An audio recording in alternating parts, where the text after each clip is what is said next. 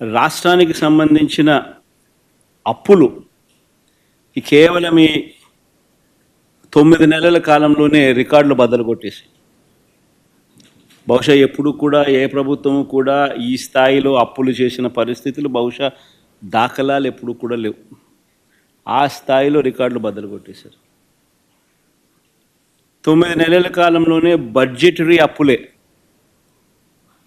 అంటే with in the purview of FRBM పరిధిలోకి వచ్చే బడ్జెటరీ అప్పులు, అంటే public account and public debt అప్పులే అక్షరాల ఈ 9 నెలల కాలంలో 80,827 కోట్లు.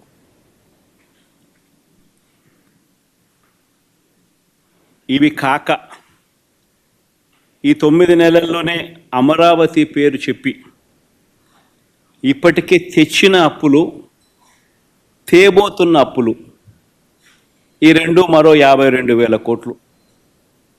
World bank and ADB, Asian development bank, world bank నుంచి 15,000 కోట్లు, KfW జర్మనీ నుంచి 5,000 కోట్లు, హుడ్కో నుంచి 11,000 కోట్లు, CRDA